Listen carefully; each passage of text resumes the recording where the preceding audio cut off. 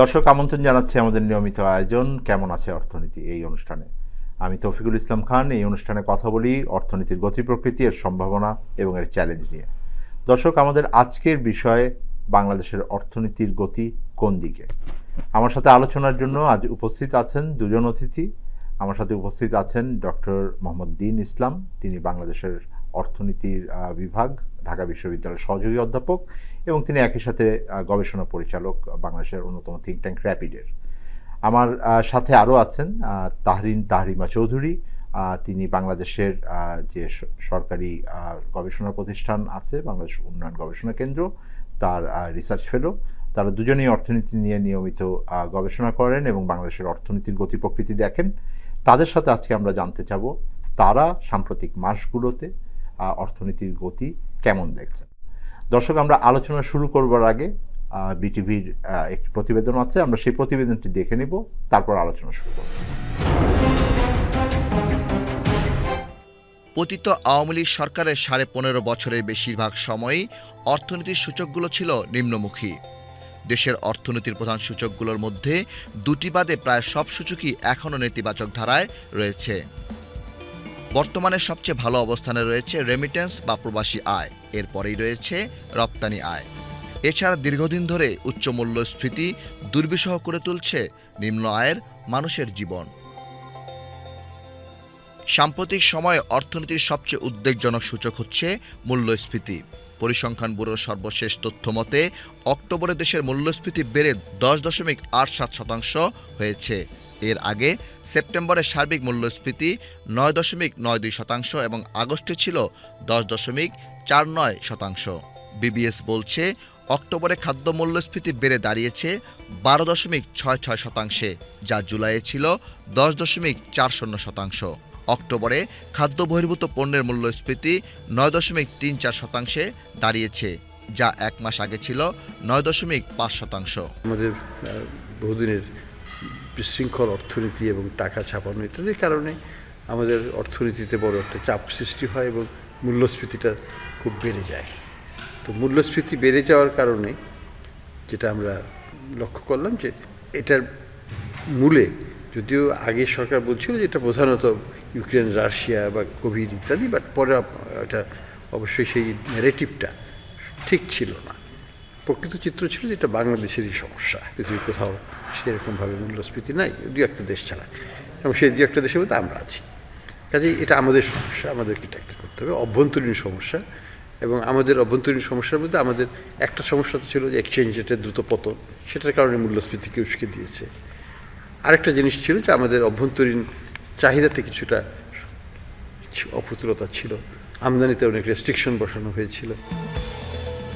অর্থনীতির প্রধান সূচকগুলোর মধ্যে এই মুহূর্তে সবচেয়ে ভালো অবস্থানে রয়েছে রেমিটেন্স বা প্রবাসী আয়। তবে রেমিটেন্স ও রপ্তানি আয় বাড়লেও বিদেশি মুদ্রার সঞ্চয়ন বা রিজার্ভের পতন ঠেকানো যাচ্ছে না। বাংলাদেশ ব্যাংকের তথ্যে দেখা যায় রেমিটেন্স ও রপ্তানি আয়ের কারণে গত 7 নভেম্বর সাময়িকভাবে $20 বিলিয়ন স্পর্শ করে দেশের রিজার্ভ। বহির্বাণিজ্য সেখানে কিন্তু এখন পুরোপুরি স্থিতিশীলতা ফিরে এসছে। আমরা দেখতে পাচ্ছি যে আমাদের এক্সপোর্ট অনেক বেড়েছে, আমাদের রেমিটেন্স 26% উপর হচ্ছে, পজিটিভ নিউজ। এটা এত বড় কোনো সময় হয়নি এইরকম বৃদ্ধি, এবং ফলে গত 6 মাসে আমরা $3 বিলিয়ন এক্সট্রা রেমিটেন্স পেয়েছি, $2 বিলিয়ন এক্সট্রা এক্সপোর্ট পেয়েছি, $5 বিলিয়ন এখান থেকে কিন্তু আমাদের চলে আসছে। ফলে আমাদের ব্যালেন্স অফ পেমেন্টের যে ঘাটতিটা ছিল সেই ঘাটতিটা কিন্তু আর নাই। বিশ্বব্যাংক, এডিবি সহ বিভিন্ন দাতা দেশ ও সংস্থার কাছ থেকে ডক্টর মোহাম্মদ ইউনূসের নেতৃত্বাধীন অন্তর্বর্তী সরকার মোটা অঙ্কের ঋণ সহায়তার প্রতিশ্রুতি পেয়েছে, যা সার্বিকভাবে দেশের অর্থনীতিতে আশার আলো হয়ে দেখা দিয়েছে। দর্শক, আপনার প্রতিবেদনটি দেখলেন, আমরা আলোচনা শুরু করব। তাহরিন, আপনার সাথে আলোচনা শুরু করছি। আপনি সাম্প্রতিক সময় দেখেছেন অর্থনীতির কিছু নতুন তথ্য উপাত্ত এসছে সরকারি পর্যায় থেকে। তার মধ্যে একটা বিশেষ তথ্য উপাত্ত হলো যে প্রথম 3 মাসের যে অর্থনৈতিক প্রবৃদ্ধি, সেইটা আমরা দেখলাম যে এটা খুব বেশি বৃদ্ধি পায়নি, 1% মতো। তাও আমরা যদি চিন্তা করি জুলাই, অগস্ট, সেপ্টেম্বর এই 3 মাসের অর্থনীতির কথা, একটা আন্দোলনের ভিতর দিয়ে গেছে, তখন অনেক ধরনের অর্থনৈতিক কর্মকাণ্ড আমাদের ক্ষতিগ্রস্ত হয়েছে নিঃসন্দেহে। পুরো অর্থনীতিকে আবার ট্র্যাকে ফেরত আনার জন্য এক ধরনের লড়াই তখন চলেছে, হ্যাঁ, সেই অবস্থাতেও একটা ইতিবাচক প্রবৃদ্ধি আসলো। তারপরে অর্থনীতির গতি যদি আমরা দেখি, সেইখানে আপনারা কি ধরনের দেখছেন, যে এটার কি এখন কিছুটা স্থিতিশীলতার দিকে যাচ্ছে নাকি এটা গতি বাড়ছে? আপনার প্রশ্নটি হলো যে গত 3 মাসের প্রবৃদ্ধিটা দিয়ে আসলে আগামী 9 মাসের কি হবে সেটাকে যদি আমি জাস্টিফাই বা ভ্যালিডেট করতে চাই, তার আগে আসলে শুধুমাত্র জিডিপি প্রবৃদ্ধির বা জিডিপি গ্রোথের দিকে আমাদের তাকালে হবে না। আমাদের অন্যান্য কিন্তু কিছু ইন্ডিকেটরস আছে যেটা আমরা অর্থনীতিতে যারা কাজ করছি, পড়াশোনা করছি, তারা সবাই জানি। একটা হচ্ছে মূল্যস্ফীতি যদি আমরা বলে থাকি, একটা হচ্ছে বেকারত্ব, আরেকটা হচ্ছে আমাদের যে ব্যাংকিং খাতের ব্যবস্থাপনা, অর্থাৎ কতটুকু লোন দিচ্ছে, কতটুকু লোন কতটুকু টাকা ব্যাংকে জমা হচ্ছে আমানত হিসেবে। এবং আরেকটি যেটি খুবই গুরুত্বপূর্ণ বিষয় সেটা হচ্ছে আমাদের আমদানি এবং রপ্তানির ভারসাম্যটাকে যদি আমরা রক্ষা করতে চাই, অর্থাৎ আমরা যদি রিজার্ভের উপরে আমাদের চাপটা কমাতে চাই, তাহলে আসলে আমাদের করণীয় কি। এই যে আমি কিছু ইন্ডিকেটরসের কথা বললাম, এর পাশাপাশি কিন্তু আরও কিছু বিষয় আছে। তো আমি মনে করছি যে এই ইন্ডিকেটরসগুলো নিয়ে যদি আমরা কাজ করি, পরবর্তীতে আমাদের এদের গতি প্রকৃতি কি হবে, এবং শুধুমাত্র ওভারঅল অর্থনীতি না, বিভিন্ন আয়ের গোষ্ঠীর উপরে এই প্রত্যেকটা অর্থনীতির যে চালক, মানে যে ইন্ডিকেটরসগুলো বললাম, সেগুলোর প্রভাব আসলে কিভাবে পড়বে, সেগুলো নিয়ে আমাদের বেশি আসলে বিবেচনা করা দরকার। যে একটা শুধু গতিরও ব্যাপার না, কিন্তু একই সাথে আমাদের লক্ষ্য রাখতে হবে যে এটার আসলে প্রভাবটা কিরকম পড়ছে, আমরা যেটাকে বলি যেটা ডিস্ট্রিবিউশনটা কেমন হচ্ছে বিভিন্ন জনগোষ্ঠীর উপর, সেটা গুরুত্বপূর্ণ একটা বিষয়। সার্বিকভাবে এই সরকার একটা মানে খুবই খারাপ অর্থনৈতিক ব্যবস্থাপনার মধ্যে নিয়েছেন, যার ভিতরে হয়তো প্রথম কোয়ার্টারে কিছু ডেটা আমাদের আসছে, বিশেষত আমি প্রবৃদ্ধি এবং আমাদের কর্মসংস্থানের পরিস্থিতির কথা বলছি। সেইখানে খুব স্পষ্টভাবে আমরা দেখছি এখন যে ইম্প্যাক্ট পড়েছে, কিন্তু তারপরের যে অর্থনীতির গতি, সেইটার ভেতরে কি ধরনের পরিবর্তন আপনি দেখছেন? একটা রেভলিউশন বা যে কোনো ধরনের নতুন পলিটিক্যাল গভর্নমেন্ট যখন ক্ষমতা নেয়, মানুষের আকাঙ্ক্ষা থাকে যে গত 15 বছর বা গত 10 বছর বা গত 5 বছরে যে সমস্যাগুলো ছিল সেগুলো হয়তো বা রাতারাতি পরিবর্তন হয়ে যায়। এটা কিন্তু এই সরকারের জন্য, এটা প্রত্যেকটা সরকারের ক্ষেত্রেই প্রযোজ্য হয়েছে, এবং এটা প্রথমতই প্রতিফলিত হয় আপনার মূল্যস্ফীতির কীরকম, এবং বিশেষত ফুডস ইনফ্লেশন যদি আমরা বলে থাকি, খাদ্যের মূল্য আসলে কীরকম, সেগুলো দিয়েই কিন্তু আসলে বিবেচনা করা হয় যে গত বছরের এই সময় আমি কত টাকা দিয়ে চাল কিনেছি, গত বছর এই সময় আমি কত টাকার পেঁয়াজ কিনেছি। তার সাথে কিন্তু অটোমেটিক্যালি আমাদের যারা দরিদ্র জনগোষ্ঠী, যারা রিক্সাওয়ালা আছেন, যারা গার্মেন্টস কর্মী আছেন, ওরা কিন্তু রিজার্ভ নিয়ে মাথা ঘামান না। ওরা কিন্তু এই কতগুলো আমরা প্রোগ্রেসিভ ট্যাক্স স্ট্রাকচারে গেলাম, কতটুকু আমরা কিভাবে এনবিআর তাদের রিফর্ম স্ট্র্যাটেজি নিল, সেগুলো নিয়ে কিন্তু তাদের মাথা, তাদের হচ্ছে ডেইলি লাইফে, দৈনন্দিন জীবনে আসলে কিভাবে সেটা প্রভাব বিস্তার করে। তা আমি এতগুলো কথা বললাম এই কারণে যে আমরা দেখছি যে এরপর আমাদের মাঝখানে একটা বন্যা হয়েছে, প্রাকৃতিক দুর্যোগ হয়েছে, যেটা কিন্তু টোটালি আনএক্সপেক্টেড ছিল, এবং সেই কারণেই কিন্তু আমরা দেখেছিলাম যে দ্রব্যমূল্যের বেশ ভালো একটা ঊর্ধ্বগতি ছিল। যদিও বিবিএস বলছে যে আসলে ইনফ্লেশনটা এই সরকার যখন ক্ষমতা গ্রহণ করেছে, যখন ইনফ্লেশনটা যে লেভেলের বলা হয়েছিল তার থেকে অ্যাকচুয়ালি বেশি ছিল, যেটা হচ্ছে আন্ডার রেটেড করে হয়তো বা বলা হয়েছিল, কিন্তু আমরা কিন্তু জানি যে ইনফ্লেশন ছিল, কখনোই তো দ্রব্যের মূল্য কমে না, ইনফ্লেশনটা ছিল। তো সেই ক্ষেত্রে যদি আমরা লক্ষ্য করি যে প্রথম 3 মাসে আমাদের মধ্যে প্রত্যেকেই আমরা যারা দৈনন্দিন জীবনে মূল্যস্ফীতি দ্বারা যারা ব্যাপকভাবে প্রভাবিত, যদি আমি দরিদ্র জনগোষ্ঠীর কথা বলে থাকি, তারা কিন্তু ওই হিসেবটাই করতো আসলে যে আমি গত বছর কত টাকা দিয়ে কিনলাম, আমার এক্সপেন্ডিচারটা আসলে কতটুকু ছিল, আমার আয়টা কতটুকু ছিল, সে আয় ব্যয়ের ভারসাম্য থাকে। একটা মানুষ যখন নিজের দৈনন্দিন জীবনের এই আয় ব্যয়ের ভারসাম্য নিয়ে চিন্তা করে, তখন সরকারকেও চিন্তা করতে তাদের টোটাল ব্যবস্থাপনায় আসলে সরকারি কার্যক্রমে আয় ব্যয়ের ব্যবস্থাপনাটা আসলে কিভাবে আসবে। ডক্টর দিন, আপনি তো মানে খুব সাম্প্রতিক একটি গবেষণা আপনারা করেছেন যে মূল্যস্ফীতির প্রভাব সাধারণ মানুষের জীবনে কী ধরনের প্রভাব রেখেছে, এবং এটার ফলে তাদের জীবনযাত্রার পরিস্থিতি কি, আপনার ওই গবেষণা থেকে আপনি যদি একটু বলেন। গত 2022 সাল থেকে ক্রয় ক্ষমতা কমে যাচ্ছে, কারণ মজুরি যেভাবে বৃদ্ধি পাচ্ছিল, ইনফ্লেশন বা মূল্যস্ফীতি তার চেয়ে অনেক বেশি ছিল। তো আমরা দেখেছি শুধুমাত্র 2023 সালে ক্রয় ক্ষমতা কমেছে প্রায় 6% বেশি। তো যখন নাকি ক্রয় ক্ষমতা কমে যায়, এটা কিন্তু একটা প্রভাব আসে দারিদ্রতার উপর এবং ঝুঁকিপূর্ণ জনসংখ্যার উপর। অতি দরিদ্র জনসংখ্যার পরিমাণ সেটা প্রায় আপনার 38 লক্ষ নতুন করে অতি দরিদ্র সংখ্যা বেড়ে গেছে। এবং যদি আমরা দারিদ্রতার সংখ্যা মানে যেটা মডারেট পভার্টি, সেটা যদি আমরা দেখি, সেটা প্রায় 78 লক্ষ নতুন করে দরিদ্র হয়েছে, এবং ঝুঁকিপূর্ণ জনসংখ্যা যেটা আমরা বলি তাদের সংখ্যা প্রায় 1 কোটির মতো বেড়ে গেছে। তার মানে এই যে আপনার মূল্যস্ফীতির একটা বাস্তবিক একটা যে ইম্প্যাক্ট, প্রভাব, এটা কিন্তু আমরা দেখতে পাচ্ছি মানুষের জীবনযাত্রায়, মানুষের ক্রয় ক্ষমতা। একই সাথে যদি আবার জব ক্রিয়েশন না হয়, সেক্ষেত্রে কিন্তু আপনার দেখা যাবে যে একটা বড় সংখ্যক জনসংখ্যার আয় কমে যাবে আরও। অন্যদিকে যদি আমাদের মূল্যস্ফীতি আমরা নিয়ন্ত্রণ না করতে পারি, এই যে প্রভাবটা, এটা কিন্তু বাড়তেই থাকবে, এবং এটা কিন্তু আপনার পরবর্তীতে যে অর্থনীতির স্থিতিশীলতা, মানে আপনার প্রবৃদ্ধি যাই হোক, স্থিতিশীলতার জন্য কিন্তু আপনার বৈষম্যটা খুব গুরুত্বপূর্ণ নিয়ন্ত্রণ করা। এই পর্যায় থেকে আসি, সেটা হলো যে আসলে মূল্যস্ফীতির যে প্রভাবটা, এটা আমরা বলি যে স্থিতিশীলতা কেন দরকার, কারণ মূল্যস্ফীতির বড় প্রভাবটা তো পড়ে যারা একটু কম আয়ের, সীমিত আয়ের মানুষ আছেন, যার অনেক আয় আছেন, তাদের ওই ভোগের অংশটা তার মোট আয়ের ততখানি বেশি না, ফলে তার উপরে চাপটা অত বেশি পড়ে না। কিন্তু যে খুবই ওই মার্জিনাল অবস্থায় থাকেন, যার আয় আর ব্যয় প্রায় সমান, তার কাছে খুব একটা সুযোগ এটা থাকে না। আমরা কোভিডের সময় এটা দেখেছি। একজন সরকারের কাছে যদি প্রথম প্রাধিকার থাকে যে এখন নীতির ক্ষেত্রে, তিনি কোনটাকে বেশি গুরুত্ব দিবেন? আমরা তো গত কয়েক বছর ধরে প্রবৃদ্ধি করে এসছি, শুনে আসছি, এবং তার মধ্যেও কিন্তু এই ইনফ্লেশনের প্রভাবটা আমরা দেখেছি কিভাবে সাধারণ মানুষের উপরে পড়ে। এবং যেহেতু দিন ভাই একটি গুরুত্বপূর্ণ প্রশ্নের অবতারণা করেছেন যে বেকারত্ব যদি বেড়ে যায়, যদি জব লস হয়, যারা আগে কর্মক্ষম ছিলেন তারা এখন কাজ নেই, তাহলে ইম্প্যাক্টটা কি হলো? আমি আগের থেকে বেশি দামে আমার দ্রব্য কিনতে হচ্ছে, এবং আগে আমার যে টাকাটা ছিল সেই টাকাটাই আমার কাছে নেই। তো আমার মনে হয় যে সরকারকে আসলে মানে যদি এরকম হয় যে প্রথমত বের করা এই যে মূল্যস্ফীতি, এটাকে আসলে ন্যাচারালি আমরা যে ফেনোমেনা বলি যে ডিম্যান্ড পুশ বা কস্ট পুশ, যদি প্রবৃদ্ধির কারণে হয়ে থাকে, ডিম্যান্ড পুশ ইনফ্লেশন হয়ে থাকে, অ্যাগ্রিগেট যেটাকে আমরা বলে থাকি, সেক্ষেত্রে কিন্তু আসলে সরকার, আমরা কি বলি যে এই ধরনের যদি কোনো কারণে আমাদের প্রবৃদ্ধি হয়, মূল্যস্ফীতি হয়, সেটাকে কোনোভাবে সাস্টেইন করিয়ে দরিদ্র জনগোষ্ঠীকে একটা সাপোর্ট দেয়া, যেটা আমরা অলরেডি দেখেছি যে ওপেন মার্কেট সেলসের মাধ্যমে করা হয়ে থাকে।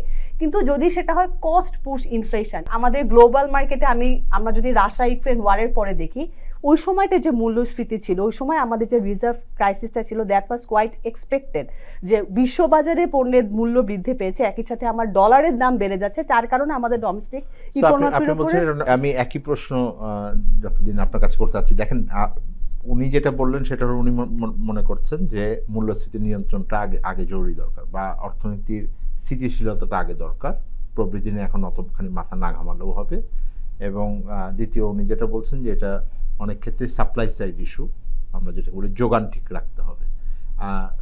আপনি কি মনে করেন? হ্যাঁ, প্রথমটার সাথে একমত। প্রবৃদ্ধি এটা মানে প্রপুর না হয়, তাহলে আসলে আমাদের যে অর্থনৈতিক উদ্দেশ্য, যে একটা গরিব মানুষের জন্য একটা অর্থনীতি তৈরি করা, সেটা কিন্তু হবে না। এই প্রবৃদ্ধি যদি গুটি কয়েক শ্রেণীর মানুষের মধ্যে হাতে চলে যায়, তো সেটা কিন্তু আপনার ওই লং টার্ম সাস্টেনেবিলিটি অ্যাচিভ হবে না ইকোনমি। কল্যাণমুখী রাষ্ট্র আমরা করতে পারবো থাকবে না। জি, তো সেক্ষেত্রে আমরা ওই যে গ্রোথটা হচ্ছে সেটা কিন্তু পুরো আমরা বলতে পারবো না। তো সেক্ষেত্রে এখন অবশ্যই উদ্দেশ্য হওয়া উচিত যে এই যে ক্রয় ক্ষমতা, যে পারচেসিং পাওয়ার কমে যাচ্ছে, সেটা যাতে আর ফল না করে। এখন এটার জন্য একেটা হচ্ছে আপনার মূল্যস্ফীতি নিয়ন্ত্রণ করা, আর দ্বিতীয়ত হচ্ছে যে সামাজিক সুরক্ষা, এটাকে আরও জোরদার করা, যাতে করে লোকজনের ক্রয় ক্ষমতা কমে না যায়। আমরা আসলে দেখেছি যে আসলে এর কারণটা কি। বাংলাদেশ যে 2022 সাল থেকে, যদিও আগে বলা হতো যে এটা ডাবল ডিজিট না, কিন্তু এটা কিন্তু মোটামুটি ডাবল ডিজিট নিয়ে আমাদের অনেক সন্দেহ আছে। এটা সাম্প্রতিক সময়ে শ্বেতপত্রে আমরা কিছুটা ধারণা পেয়েছি যে এটাকে কিছুটা বিকৃত করা হয়েছে। কিন্তু আমি যদি ধরে নেই যে আমরা মোটামুটি মূল্যস্ফীতির যে ইন্ডিপেন্ডেন্ট স্টাডিগুলো আছে, জি, সেটাতে মূল্যস্ফীতি বেশ চড়া অবস্থায় ছিল। সো তিনটা যদি আমি বড় কারণগুলোর মধ্যে বলি, যে একটা উনি বললেন যে সাপ্লাই চেইন মিসম্যানেজমেন্ট, এটা কিন্তু আগেও ছিল, এরকম না যে 10 বছর আগে এটা ছিল না, বা 15 বছর আগে এটা ছিল না। সেটা কিন্তু ছিল। গভীরতা বেড়েছে কিনা সেটা একটা গবেষণার বিষয়, কিন্তু সেটা ছিল কেমন, সেটা হয়তো কোভিডের কারণে একটু হয়তো বা আপনার গভীরতা বাড়তে পারে। দ্বিতীয়টা হচ্ছে যে আন্তর্জাতিক বাজারে সেখানে দ্রব্যমূল্যের দাম, যেমন হচ্ছে জ্বালানির দাম অথবা ফুড, আমরা তো ফুড ইম্পোর্ট মানে আমদানি করি, সেটার একটা কারণ হতে পারে। তো আমরা ওই জ্বালানির দাম এবং হচ্ছে গিয়ে খাদ্যদ্রব্যের দাম আন্তর্জাতিক বাজারে, সেটার সাথে কিন্তু বাংলাদেশের যে মূল্যস্ফীতি, এটাই কিন্তু আমরা কম্পেয়ার করে দেখেছি আসলে বাংলাদেশের মূল্যস্ফীতিকে ওই আন্তর্জাতিক বাজারের জ্বালানির দাম অথবা খাদ্যদ্রব্যের দাম দিয়ে আমরা এটা ব্যাখ্যা করতে পারবো না।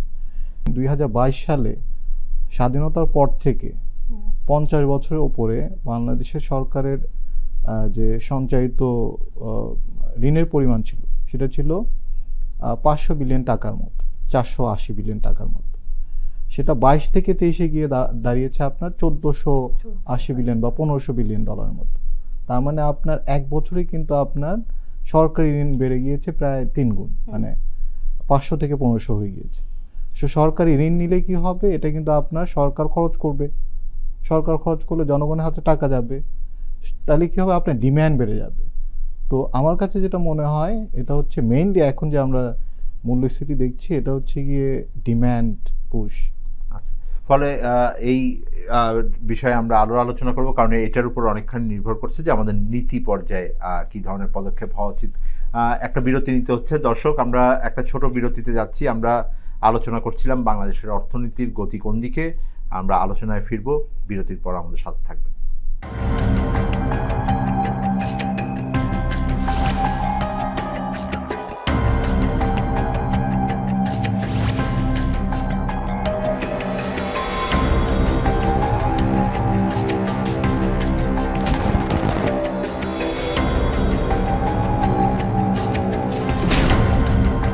ফ্যাসিবাদের দিনলিপি, প্রযোজনা আফরোজা সুলতানা ও আল মামুন। দেখবেন প্রতি রবি থেকে বৃহস্পতিবার সন্ধ্যা 7টায়।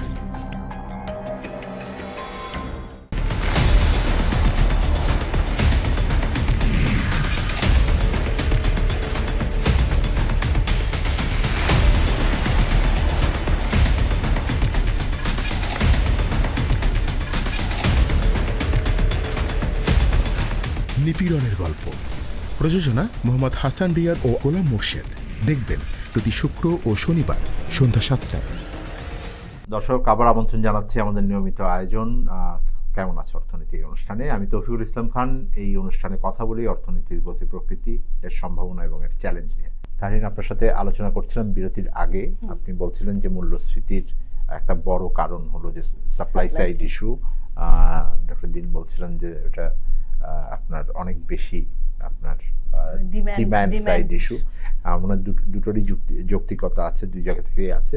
বড় বিষয়ে আমরা যেটা দেখি এখন পলিসি অ্যাপ্রোচের দিক থেকে, গত 4-5 মাসে যখন এই অন্তর্বর্তীকালীন সরকার দায়িত্ব নিয়েছেন, আমার মনে হয় যে ডিমান্ড সাইড ম্যানেজমেন্টের দিকে তারা অনেকগুলো পদক্ষেপ নিয়েছেন।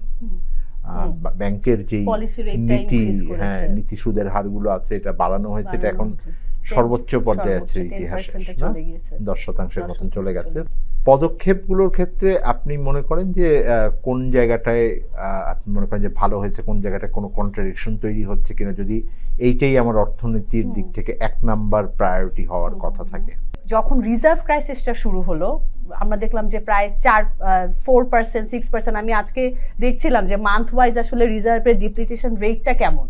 তো সেখানে দেখছিলাম কোনো ক্ষেত্রে কিন্তু সেটা 8% ছিল, কোনো মান্থে। পরে গিয়ে হয়তো সেটা 4% কমেছে, বাট কোনো মান্থে সেটা 8%, 7%ও কমেছে। এবং সেটা বেসিক্যালি ধারাবাহিকভাবে প্রায় 1-1.5 বছর তো আমরা অর্ধেকের নিচে নেমে আসছি।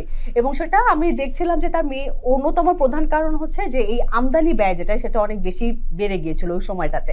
এবং সেটা একটা যৌক্তিক কারণ হতে পারে, যেটা আসলেই রিয়েল, যে আমাদের আন্তর্জাতিক বাজারে মূল্য বৃদ্ধি পেয়েছিল।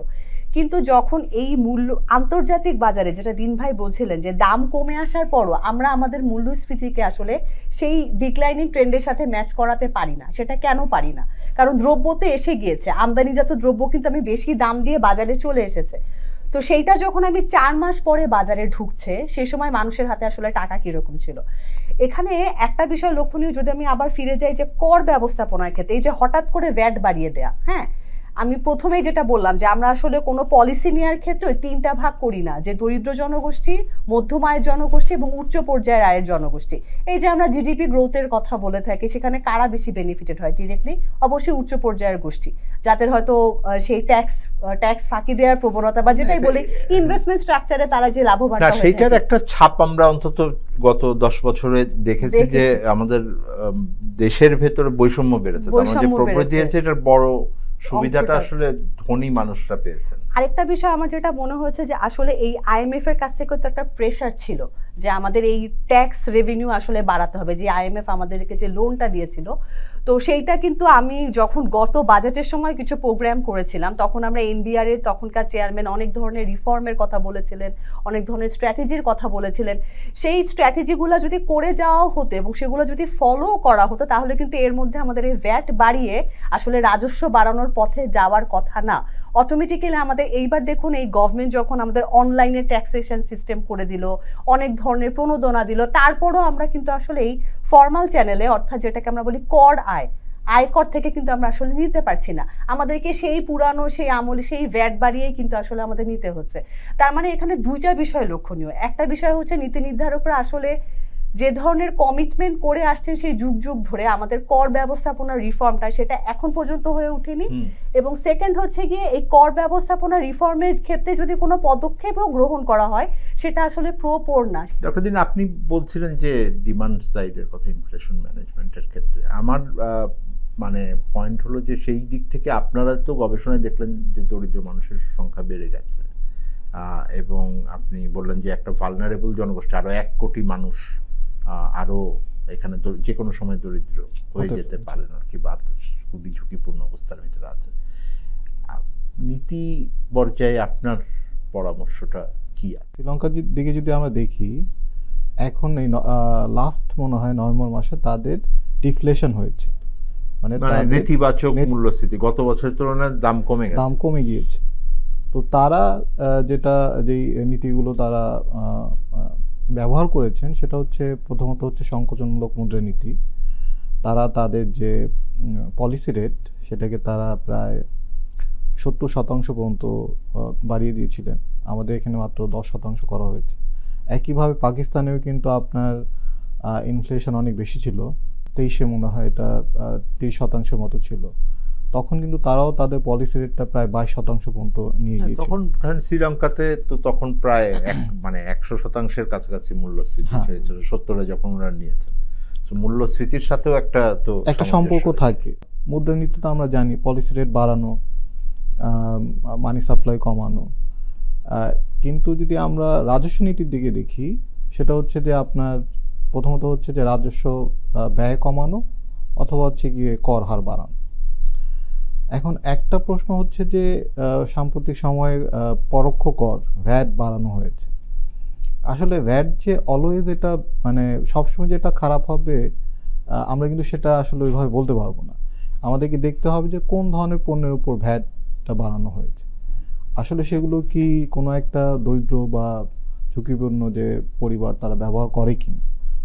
তার মানে যে কোনো একটা পণ্যের উপর পরোক্ষ কর বাড়িয়ে দিলে যে এটা কর হারটা তাদের উপর পড়বে, সেটা না হতে পারে। এখন তো আমাদের কাছে লিস্ট আছে 100টি, প্রায় 80 থেকে 100টি পণ্য এবং সেবার ভিতরে বেড়েছে। জি, তার মধ্যে বেশিরভাগই কিন্তু আপনি যদি দেখেন একটা দরিদ্র পরিবার ব্যবহার করে না, বা একটা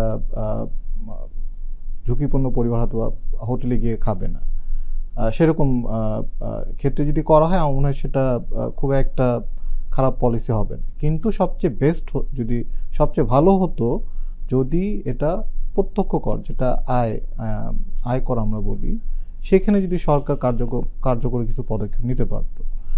এটা অনেক দিন ধরে বলা হচ্ছে, কিন্তু আমার যেটা ব্যক্তিগত অভিজ্ঞতা, এটা আমলা বা এনবিআর তাদের পক্ষ থেকে এক ধরনের একটা অনীহা আছে। অনেক রকম এটা পলিটিক্যাল ইকোনমি কাজ করে, সেখানে আসলে জায়গাটায় কাজ হয়নি। আমি যেটা আপনাকে জানানোর জন্য বলছি, সেটা হলো যে সংকোচনমূলক নীতির কথা আপনি বলছেন যে মূল্যস্ফীতি নিয়ন্ত্রণে, সেইখানে একটা বড় জায়গা থাকে হলো যে আমার নতুন করে আমি তো আবার টাকা ছাপিয়ে দিতে হয়েছে ব্যাংক খাতের পরিস্থিতির কারণে। এটা একরকম বাধ্যই হয়েছেন বলা যাবে, যে গভর্নর এটা বাধ্য হয়েছেন। সেই দিক থেকে খরচ কমানোর ক্ষেত্রেও আমি দেখি যে আমাদের যে অন্তত বিনিয়োগের জায়গায় যে সরকারি খরচ আছে এটাও এখন সর্বনিম্ন পর্যায়ে আছে, এটা যে খুব বেশি হচ্ছে তা না। ফলে সেই দিক থেকে একটু কন্ট্রাডিকশন আছে একটা, যে আপনার নতুন করে অর্থ যেটা ছাপাতে হচ্ছে সেইখানে কি তারা নতুন করে আবার একটা চাপের ভিতরে পড়ে যাচ্ছেন ব্যাংকিং খাতের পরিস্থিতি, না ব্যাংকিং খাতের পরিস্থিতির পদক্ষেপে আর কোনো তাদের কাছে সমাধান ছিল না? আমার মনে হয় যে বাংলাদেশ ব্যাংকের এছাড়া মানে করার কিছু ছিল না। দেখেন এটার অল্টারনেটিভ কী হতো, যদি টাকা ছাপিয়ে না দেওয়া হতো তাহলে 6টা বা 10টা যে প্রবলেম ব্যাংক তারা কিন্তু আলটিমেটলি ফেল করতো।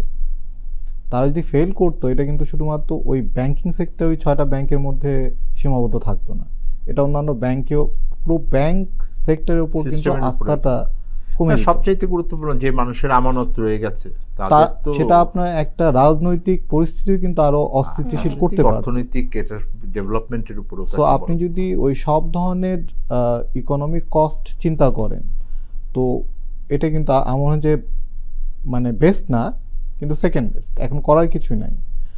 এখন হ্যাঁ এটা হয়তো বা আমাদের যে মূল্যস্ফীতি সেটা নিয়ন্ত্রণে আরও কিছু সময় লাগবে, এটা হয়তো বা আমরা যত তাড়াতাড়ি যদি আরও সংকোচনমূলক নীতি নিতে পারতাম, যদি টাকা ছাপানো না হতো তাহলে হয়তো আরেকটু তাড়াতাড়ি মূল্যস্ফীতিকে নিয়ন্ত্রণ করা যেত। এখন হয়তো আরেকটু বেশি সময় লাগবে, কিন্তু এটার চেয়ে আসলে অল্টারনেটিভ কোনো পলিসি বাংলাদেশ ব্যাংকের হাতে বা কোনো অর্থনীতিবিদের হাতেও মনে হয় নাই আপাতত। তাহলে আপনাকে যেটা জিজ্ঞেস করবো যে একটা বড় আলোচনা যেটা আছে সেটা হলো যে এই সময়ে যারা দরিদ্র মানুষ তাদের সহায়তা করবার জন্য যে কার্যক্রম সেইটাকে বাড়ানোর কথা বলা হচ্ছে, তো সেই জায়গাটায় একটা বড় মনোযোগের জায়গা আছে। কিন্তু একই সময়ে যেটা আমরা উদ্বেগের সাথে কিছুটা দেখেছি সেটা হলো যে একই যে সময় করের হারগুলো বাড়ানো হলো একই সময় সিদ্ধান্ত হয়েছে যে ওই টিসিবির ট্রাক সেলে পণ্য কমিয়ে দেওয়া হলো, বিশেষত চালের দাম যে যখন খুবই বেশি আছে সেই সময় চাল বিক্রিও কমানো হলো। তো এই পরিস্থিতিতে সরকারের সামনে তো বাজেটও আসছে, তারা কিসের উপরে আসলে জোরটা দিবেন? এই ধরনের সুরক্ষা বেষ্টনীমূলক এই ধরনের ব্যবস্থা গ্রহণ করা হোক না কেন, সেটা আসলে ইফেক্টিভ যেন হয়। ইফেক্টিভ মানে হয় আমি যে কয়জন দরিদ্র জনগোষ্ঠীকে সহায়তা দিতে চাচ্ছি তারা যেন ইফেক্টিভলি সেটা পায়, সেটা প্রথমত নিশ্চিত করা।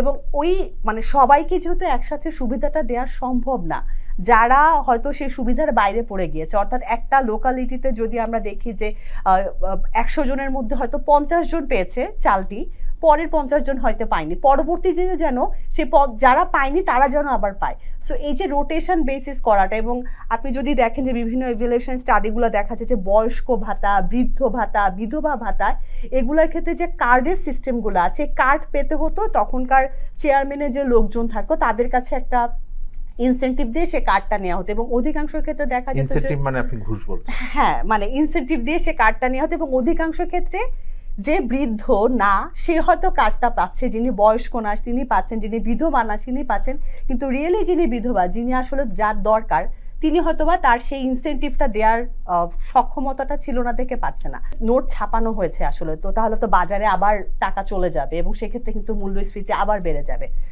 তো আরেকটা বিষয় আমাদের লক্ষণীয়, আমরা নন পারফর্মিং লোনের কথা যেটা বলে আসছি, অনেক টাকা দেশের বাইরে চলে যাচ্ছে, তার মানে এই যে ব্যাংকের কাছে এখন টাকা আছে সেই টাকাটা যদি আবার একইভাবে চলে যায়, মানে গত এই যে আমরা অগাস্ট পর্যন্ত মনে হয় নন পারফর্মিং লোনটা 11.something% ছিল। সো এই নন পারফর্মিং লোনটা আসলে আমাদেরকে এখন আমার যেহেতু ব্যাংকিং সেক্টরে একটা আমরা রিফর্ম দেখতে পাচ্ছি, আমাদের গভর্নর অনেক বেশি সচেতন, অনেক কনসাসলি সবকিছু হ্যান্ডেল করছেন। তো আমার মনে হয় যে ব্যাংক যেহেতু এখন ব্যাংকের কাছে টাকা চলে এসছে, হ্যাঁ উনি প্রিন্টিং মানি হোক যেভাবে হোক কিছু টাকা আসছে, এগুলোকে এখন কোথায় যাবে এই জিনিসটা আগে ভাবা। সেগুলো বাজারে ডিরেক্টলি যাবে নাকি লোনের মাধ্যমে যাবে, সেভিং আমি যে তুলে আনছি টাকা, আমি যে পলিসি রেটটা বাড়ানোর পরে বাজার থেকে টাকা তুলে আনছি, সেটা আসলে কোন ইনভেস্টমেন্ট পলিসিতে যাবে?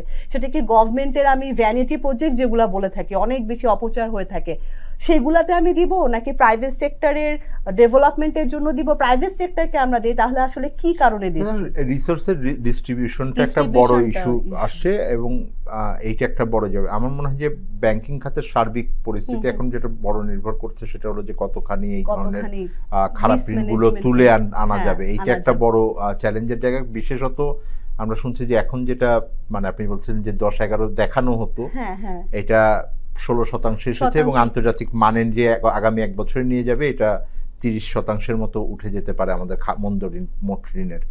সেটা একটা বড় চ্যালেঞ্জ। আমরা আলোচনায় ফিরবো অর্থনীতির অন্যান্য চ্যালেঞ্জগুলো নিয়ে এবং সামনে এটার কি ধরনের মানে প্রক্রিয়ার ভিতরে কি ধরনের গতিপথের ভিতরে যাচ্ছে।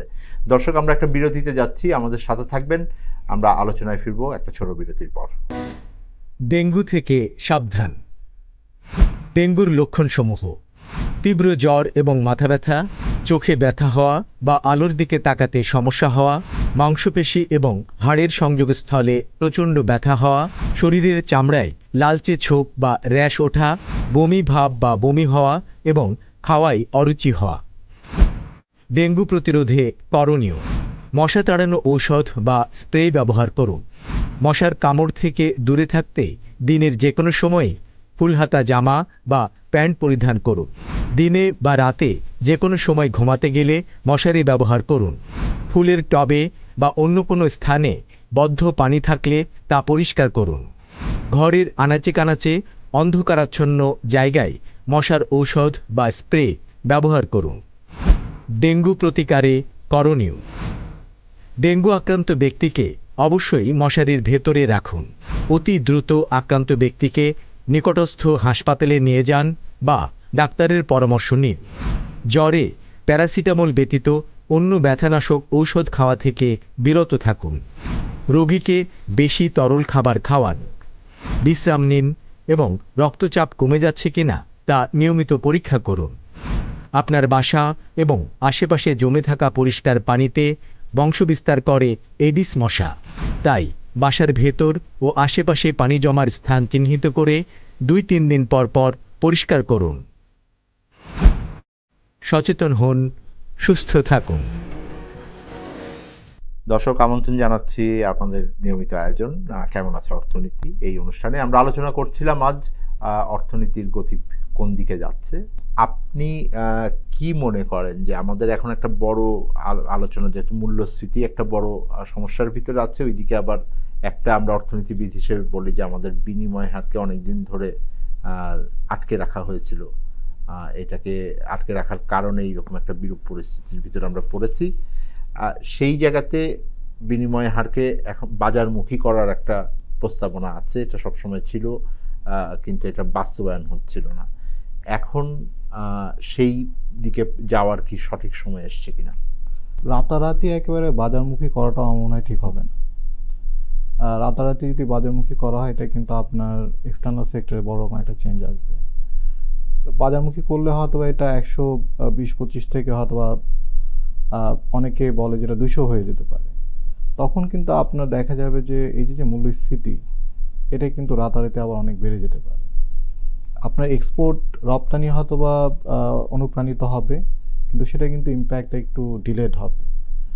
এবং আমরা যদি অন্য দেশের অভিজ্ঞতার আলোকে যদি বলি, ইস্ট এশিয়ান একটা ক্রাইসিস হয়েছিল 1997। তো সেই ক্রাইসিসটার মেইন প্রধান কারণ ছিল কিন্তু আপনার যে ফিক্স করে রাখা এক্সচেঞ্জ রেটগুলো। তো এই যে যদি এক্সচেঞ্জ রেটগুলো ফিক্স করে রাখা হয়, তো নানা রকম কিন্তু আপনার স্পেকুলেশন হয়।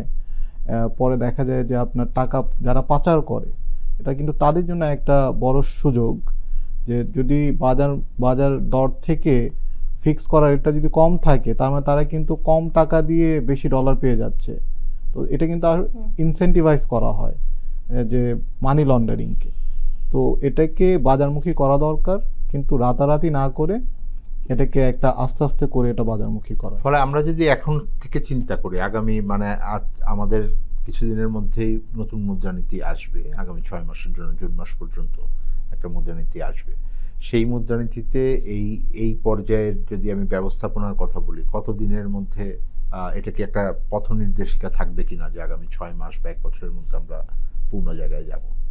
আমরা সেটাই আশা করি যে বাংলাদেশ ব্যাংকের একটা সুনির্দিষ্ট পরিকল্পনা থাকবে, নীতি থাকবে, এবং ওনারা এটা কীভাবে করবেন এবং ওনারা যে পলিসিটা নেবেন, এটার আগে থেকে যদি ওনারা একটু গবেষণা করে অর্থনীতিটার প্রভাব কি হতে পারে মূল্যস্ফীতির ওপর, রপ্তানি আয়ের ওপর, প্রবাসীদের আয়ের ওপর করে ওনারা, আমরা আশা করব যে ওনারা মুদ্রানীতিটা দিবেন।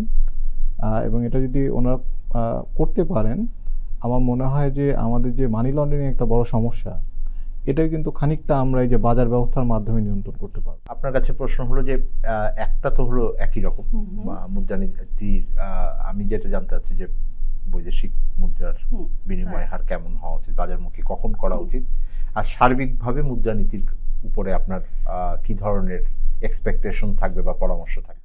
ডিসেম্বরের লাস্ট উইকে গভর্নর হচ্ছে কয়েকটা ব্যাংকই ইনফ্যাক্ট কল করেছে যে তারা মানি এক্সচেঞ্জ হাউস থেকে কারণ দর্শাতে হয়েছে যে কেন তারা হাই রেটে আসলে দিচ্ছে। তার মানে আমি যদি ওই এক্সচেঞ্জ রেট ওভারশুটিং এর কথাটা বলি, যে এক সপ্তাহের মধ্যে যে এই যে ওভারশুটিংটা হলো, সেটা কি অ্যাকচুয়ালি ডিমান্ড সাপ্লাইয়ের ব্যাপার নাকি ব্যাংকগুলো আসলে প্রফিটেবিলিটির দিকে বেশি ঝুঁকছিল? এটা হচ্ছে নাম্বার কোয়েশ্চেন 1। তখন যেহেতু রিজার্ভটাকে বিল্ড করা হচ্ছে, তো ওই সময় কেন্দ্রীয় ব্যাংকই তখন নিট কেনাবেচার ভিতরেই তো থাকেন, নিট ওনারা কিনছিলেন, ফলে ওইটার একটা বোধহয় প্রেশার ছিল, ডিমান্ডটা বেশি ছিল। সেইটা একটা বড় কারণ, ডিসেম্বরের যে ডেডলাইন ছিল উইথ IMF অ্যান্ড এবং আকু পেমেন্ট হলো এখন, সেই দুটোকে মাথায় রেখে। মানে এখানে আমাদের দুইটা এন্টিটি, আসলে গভর্নমেন্টকে দুইটা এন্টিটির দিকে লক্ষ্য রাখতে হবে। একটা হচ্ছে ওভারঅল ব্যাংকিং সিস্টেমে ডলারের ডিমান্ড সাপ্লাইয়ের উপর বেস করে রেটটা কিরকম, আর একটা হচ্ছে কার্ভ মার্কেটে কিরকম, অর্থাৎ এবং বাইরে থেকে যে ডলারটা আসছে সাপ্লাইটা মেইনলি, সেটা কার্ভ মার্কেটে যে ঢুকছে সেটা কেন ঢুকছে, সেটা কেন আমাদের এই ক্রলিং পেগে যাওয়ার পরেও এই ব্যাংক আসলে নিয়ে আসতে পারছে না। সেই এই দুইটা এন্টিটিকে আসলে গভর্নমেন্টকে অবজার্ভ করতে হবে। এবং আরেকটি বিষয় যে গভর্নমেন্ট কিন্তু সেটা বলেছে যে তারা ডিরেক্টলি আসলে ব্যাংকগুলো, যে ব্যাংকগুলো অনেক হাই রেটে দিচ্ছে, যে তারা ইন্টারন্যাশনাল মার্কেটে অর্থাৎ এক্সচেঞ্জ হাউসগুলো থেকে যে রেটে ডলারটা কিনছে সেই রেটটা আসলে ডিসক্লোজ করা, বাংলাদেশ ব্যাংকের কাছে ডিসক্লোজ করা, তারপর তারা হচ্ছে এই ট্রানজেকশনে যাওয়া। এর কারণটা হচ্ছে তাহলে বাংলাদেশ ব্যাংকও হয়তো বুঝতে পারবে, সেন্ট্রাল ব্যাংক, যে আসলে এই ব্যাংকগুলো ডলার কেনা বেচার ক্ষেত্রে আদৌ সমস্যার সম্মুখীন হচ্ছে কিনা, কিরকম সমস্যার সম্মুখীন হচ্ছে, এটা কি শুধুমাত্র ডিম্যান্ড সাপ্লাইয়ের ইস্যু, নাকি অনেকগুলো ব্যাংক আসলে নেগোশিয়েট করে যে একটা ইন্টার ব্যাংকিং যে সিস্টেমটা আছে সেখানেও কোনো সমস্যা আছে। এবং সেকেন্ডলি হচ্ছে যে এত প্রণোদনা দেওয়ার পরে, এত ইনসেন্টিভাইজ করার পরও কেন হুন্ডিতে এখনও কেন আমাদের এখানে আসছে, আমরা কেন ফর্মাল চ্যানেলে আনতে পারছি না, সেই বিষয়গুলোকে আসলে লক্ষ্য রাখে। এবং আমার যেটা মনে হয় কার্ভ মার্কেট, যেটাকে আমরা বলে থাকি যে একটা কম্পিটিটিভ রেট আসলে ডিফাইন করে, যে কার্ভ মার্কেটে যেটা সেটাই হচ্ছে ডলারের রেট, তাহলে ব্যাংকিং সেক্টর কেন আসলে সেই রেটটাকে স্পেকুলেট করতে পারছে না? তো এই ধরনের মেকানিজমগুলো আসলে আমাদেরকে যেটা মনে হয় যে একটা এক্সারসাইজের বিষয় আছে গভর্নমেন্টের, ব্যাংকের এবং সার্বিক ব্যবস্থাপনার। দর্শক, আমরা আলোচনা শেষ করতে হচ্ছে। সার্বিকভাবেই আমরা যেই আলোচনার ভিতরে যেটা দুজন আমাদের আলোচক বললেন, সেটা হলো যে অর্থনীতির ভিতরে এখন সামষ্টিক অর্থনীতির স্থিতিশীলতাটা অনেক বেশি গুরুত্বপূর্ণ। প্রবৃদ্ধির দিকে নজর না দিয়ে বরং মূল্যস্ফীতি এবং আমাদের বৈদেশিক মুদ্রার যে ওঠানামা সেইটাকে স্থিতিশীলতার ভিতরে আনা, এবং একই সাথে আমাদের ব্যাংকিং ব্যবস্থার ভিতরে একটা শৃঙ্খলা নিয়ে আসা, এইটাকেই সবচেয়ে বড় প্রাধিকার হিসেবে অর্থনীতির নীতির ভিতরে তারা দেখছেন। দর্শক, এর ভেতরে নিঃসন্দেহে তারা যেই বিষয়গুলো জোর দিয়েছেন অন্য সব বিষয়ের চাইতে, সেটা হলো তার মধ্যে দুটি বিষয়কে আমি উল্লেখ করব। একটা হলো যে সার্বিক এই নীতি সিদ্ধান্তের ভেতরে এটার কি প্রভাব সাধারণ মানুষের মধ্যে পড়ছে, দরিদ্র মানুষের মধ্যে পড়ছে, সেইটাকে নজরে রাখা, এবং প্রাতিষ্ঠানিকভাবে যে আমাদের বিভিন্ন দুর্বলতা আছে, এখানে যে বিভিন্ন সুশাসনের ঘাটতি ছিল, সেই জায়গাটাতে আমরা কতখানি আমাদের ব্যবস্থাকে শক্তিশালী করতে পারি, সেই বিষয়ে নজর রাখার কথা তারা বলেছেন। আমরা আশা করব যে সামনের দিনের বাংলাদেশের অর্থনীতির নীতি প্রয়োগ সেটা অর্থ মন্ত্রণালয়ের দিক থেকে আসুক বা এটা বাংলাদেশ ব্যাংকের মুদ্রানীতির মাধ্যমে আসুক, সেই জায়গাটাকেই গুরুত্বের সাথে দেখবেন। দর্শক, আমাদের সাথে আবার যুক্ত হবেন। আমরা নিয়মিত এই অনুষ্ঠানে কথা বলি, জানতে চাই কেমন আছে অর্থ।